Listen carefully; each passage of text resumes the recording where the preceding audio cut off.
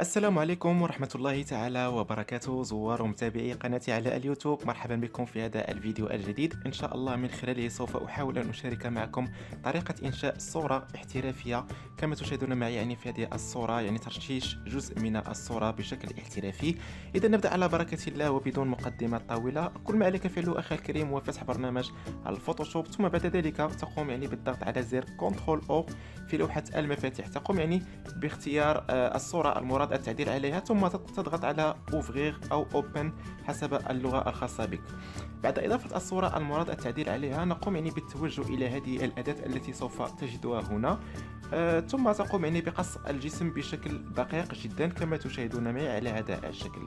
هذه العملية قمت بها سابقا في هذه الصورة، لأن صراحة تتطلب بعض الوقت. بعد تقطيع الجسم بشكل دقيق جدا كما تشاهدون معي على هذا الشكل، تقوم بالضغط في وسط الصورة على الزر الأيمن للفأرة. تقوم بعد ذلك بالضغط على Refine Edge كما تشاهدون معي. تقوم بالتعديل على هذه الخيارات هنا على أساس إزالة بعض الخدوش التي يتركها هذا القص هنا. تقوم بالتعديل على هذه الخيارات هنا قليلا على هذا الشكل. بعد ذلك تقوم بالضغط على زر اوكي. سوف نحتاج باك جراوند او خلفيه على هذا الشكل، قمت بإنشائها من قبل. سوف أضع لكم رابط تحميل جميع الأدوات في الديسكريبشن أسفل الفيديو في الوصف. سوف نحتاج إلى هذه الخلفية، نقوم بإضافتها في برنامج الفوتوشوب على هذا الشكل. بعد ذلك نقوم بغلق هذه النافذة. بعد قص الجسم بشكل دقيق جدا نقوم بالضغط على كنترول سي في لوحة المفاتيح، وذلك على أساس نسخ هذا الجسم الذي قمنا بتقطيعه على هذا الشكل. نذهب إلى الخلفية، نقوم بالضغط على زر كنترول في في لوحة المفاتيح.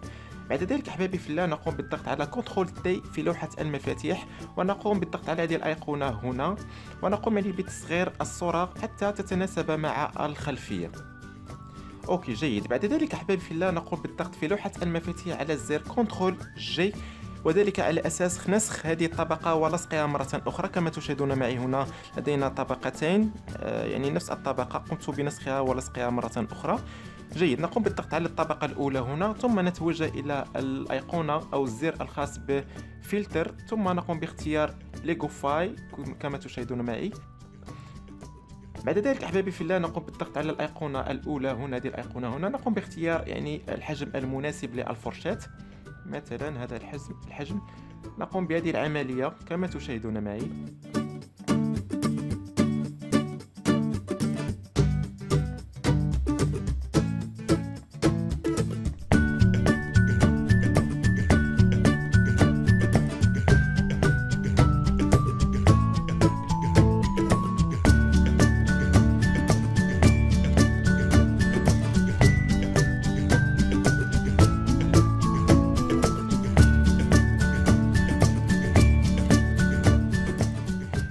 بعد ذلك احبابي في الله نقوم بالضغط على الزر اوكي هنا. جيد.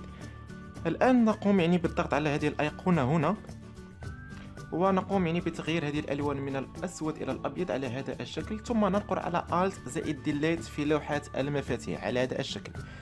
نقوم بالضغط هنا ونقوم بنفس العملية. جيد. بعد ذلك أحبابي في الله سوف نحتاج إلى فرشاة. هذه الفرشاة سوف نحتاجها. سوف أضع لكم رابط التحميل أسفل الفيديو.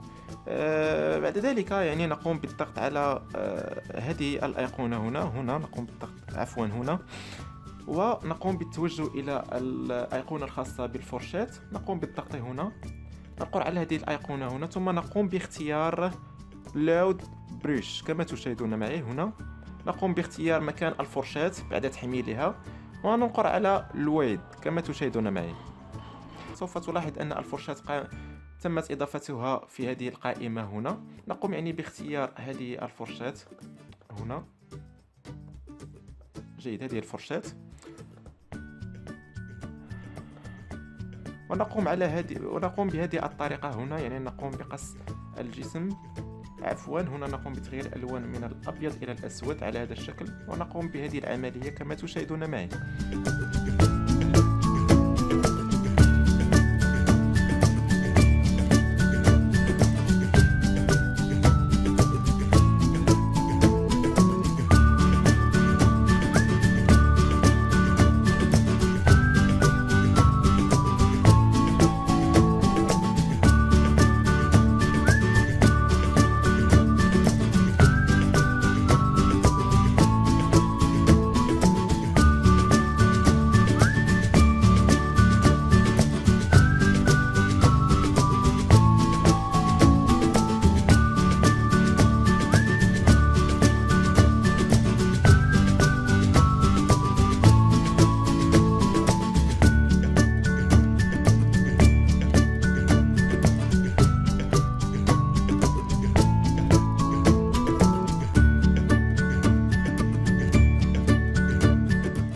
جيد. بعد ذلك نقوم بالانتقال إلى الطبقة الأخرى على هذا الشكل. نقوم بتغيير هنا الألوان من الأبيض إلى الأسود، من الأبيض إلى الأسود على هذا الشكل. نقوم يعني بنفس العملية.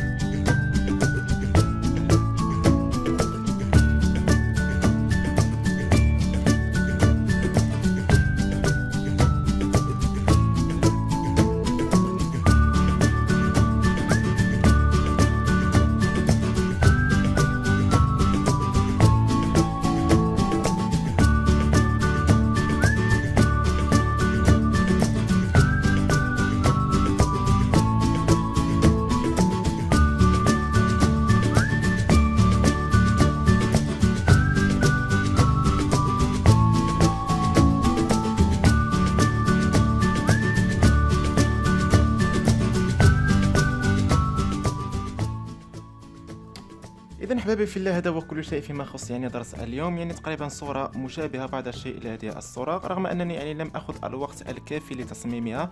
يعني بالنسبة لكم قوموا بأخذ الوقت الكافي لتصميم هذه الصورة. هذا هو كل شيء أحبابي في الله. أتمنى أن تكون يعني درس اليوم قد أفادكم. لا تنسوا الاشتراك في القناة ليصلكم كل جديد الخاص بالتقنية والتصميم إلى غير ذلك. المهم قم بالاشتراك في القناة لتوصل بجديدنا. لا تنسى أيضا الضغط على زر لايك على صفحتنا على الفيسبوك. سوف تجد يعني رابط الصفحة أسفل الفيديو. إن واجهت يعني أي مشكل أو أي استفسار يمكنكم يعني التواصل معي شخصيا على حسابي الخاص على الفيسبوك. سأكون يعني سعيد الإجابة على سؤالكم. هذا هو كل شيء أحباب في الله. لا تنسى أيضا الضغط على زر لايك تشجيعا لنا لنقدم يعني المزيد من الدروس والشروحات. إذا كانت لديك أي استفسار يمكنك أيضا وضعه في تعليق أسفل هذا الفيديو. المهم هذا هو كل شيء. أتمنى أن تقوم يعني بمشاركة هذا الشرح مع زملائك لتعم الفائدة. دمتم في أمان الله، والسلام عليكم ورحمة الله تعالى وبركاته.